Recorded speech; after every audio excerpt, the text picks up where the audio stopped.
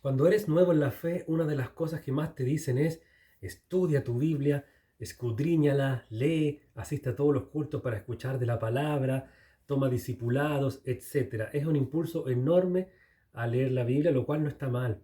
Pero el problema es que con el tiempo muchas veces terminas con tanta Biblia que terminas convirtiéndote en lo que se llama el Evangelio el cabezón bíblico. O sea, ese que tiene todo el conocimiento de griego, hebreo, teología, bibliología, neumatología, amartología, perdón, etcétera, y todos esos términos académicos, doctrina, todas esas cosas que se hablan en el Evangelio.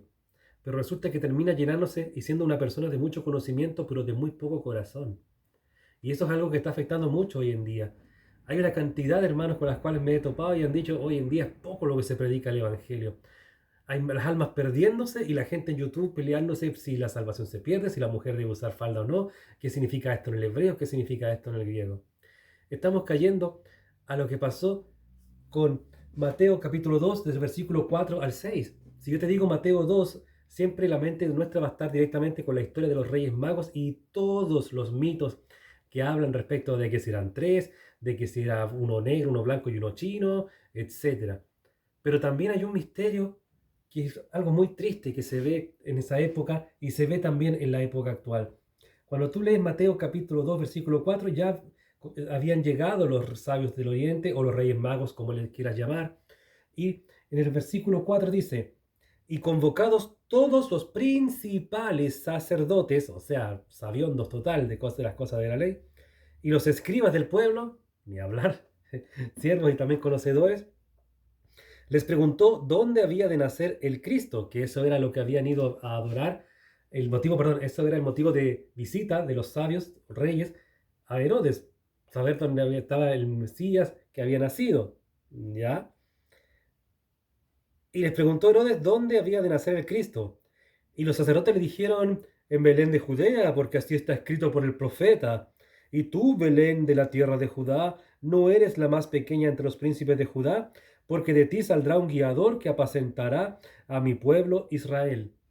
Pero el texto nos muestra que no hubo ningún gozo. ¡Ah! Llegó el Mesías, el que nos libertará de Roma, por último, que era lo que pensaban ellos. El Mesías, el que volverá a Israel a la gloria del tiempo de David y Salomón.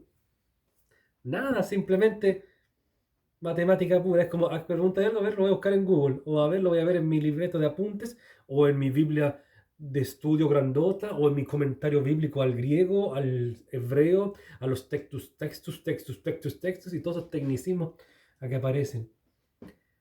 No había, pero ya absolutamente nada de placer en saber que había llegado el Mesías, no había ningún gozo, nada. Y muchas veces pasa eso también hoy en día. Cuando dice en la escritura que cuando un pecador se arrepiente, hay fiesta en los cielos. Pero hoy en día parece que esa fiesta ya no está acá en la tierra. Te enteras de que una persona se convirtió, pero ¿será verdad su conversión? O si eres de las corrientes ideológicas que están poblando hoy en día YouTube: se convirtió esa persona, bien, estaba predestinado a ser salvo, la gloria es para Dios, bien, ya. O están los otros que podrán decirte: fue salvo, pucha, a esforzarse para no perder la salvación, pues. ¿Será, pues? Hay que gozarse, hermano. Es cierto que cuando tú te conviertes de corazón a Dios, hay dolor. Yo cuando me convertí a Cristo en octubre del año 2016, fue dolor, fue una noche de mucho dolor al ver mi pecado, al ver mi situación que estaba, ya no quería seguir en pecado, le pedí perdón a Dios. Y Él, a la mañana siguiente, amanecí con una paz enorme, enorme. No tuve yo con quien compartir, pero si hay gente que sabe en su congregación de un nuevo convertido, sabe, le ha predicado a alguien, se convierte, debería estar gozoso, porque eso llevó oración, llevó ser obediente al Señor que nos mandó a predicar. Y no simplemente como lo aparecen acá los sacerdotes, sacando quizás un rollo de Miqueas, leyéndolo o citándolo de memoria, como se desconocían mucho la Biblia, Miqueas, bla, bla, tal como esos hermanos que se saben de memoria los Juan 3:16, los Romanos 3, Romanos 9, y todos los versículos evangelísticos, pero no son capaces de darle un tratado o una palabra del Evangelio al vecino, a otras personas. Ya estaban en una frialdad absoluta. Más emotividad había de los sabios del oriente, que ni siquiera eran de Israel, que andaban con regalos, que se pusieron y se inclinaron delante del Señor cuando estaba en la casa, ya no en el pesebre, ojo. Uh. No, ese es otro tema. Lo hemos visto, lo veremos después. Entonces, esa es la actitud correcta que hay que tener, la de los sabios, la de los reyes magos, la de estar contento por el nacimiento del Mesías, o sea, estar contento por el nuevo nacimiento de alguien hoy en día. ¿Tú crees que el Señor Jesús no se hubiera alegrado si en el capítulo 3 de Juan, cuando habla con Nicodemo y le habla del nuevo nacimiento, tú crees que no se hubiera alegrado si el mismo Nicodemo hubiera dicho, tienes razón, me arrepiento, creo en el nuevo nacimiento? Por eso, hermano, ¿cuál es la actitud correcta que debiéramos tener con comparación a la frialdad de los sacerdotes? Lo podemos ver en Proverbios capítulo 23. Bueno, te lo voy a anotar, como tengo tiempo. Borramos a estos sacerdotes frívolos y ponemos Proverbios capítulo 23, versículos 24 en adelante. Dice, mucho se alegrará el Padre del justo, y el que engendra sabio se gozará con él. Así debe estar, gozoso. Mucho se alegrará el Padre del justo. Obviamente cuando nace un niñito, porque nadie nace salvo, el Padre no sabe que es justo, no sabe si va a dar su decisión por Cristo o no la va a dar. Pero por eso dice acá, se alegrará el Padre del justo y el que engendra sabio, sabio, una persona que siga al Señor. ¿Se alegrará cuándo? Cuando ya vea que está en el camino del Señor. En el contexto ahí de Proverbio, obviamente que era piadoso de la ley, buscador del Señor, etcétera, un verdadero creyente. En nuestros tiempos, una persona que ya ha recibido a Cristo.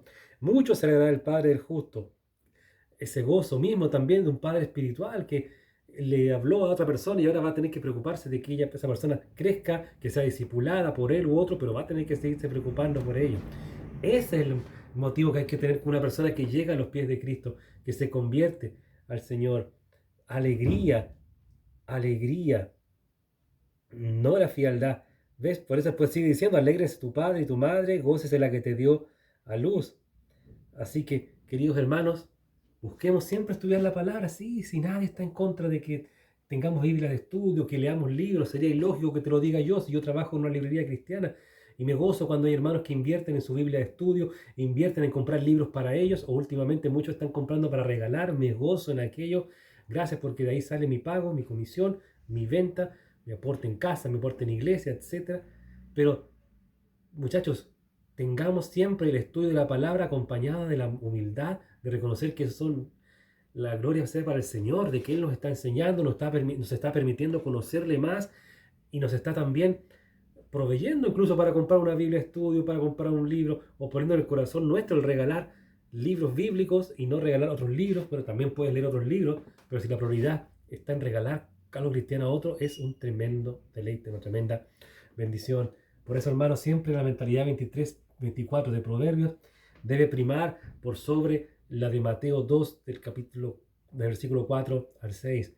La frialdad de los sacerdotes en aquel tiempo se vería reflejada mucho más adelante también cuando ya nuestro Señor estaba en su ministerio terrenal y constantemente combatía con los fariseos, los escribas, los saduceos, los sacerdotes, el sumo sacerdote, los que tenían el poder religioso ya eran pura letra, letra, letra, letra, y además le agregaban más letras que lo que el Señor después diría que era la levadura. Cuando era todo tan sencillo, o sea, ves, los reyes magos, cada uno con su regalito, adorando tranquilamente, esto aquí, esto allá, esto allá. Y eso, queridos hermanos, que el Señor te bendiga mucho, que la gloria sea para Él. Amén.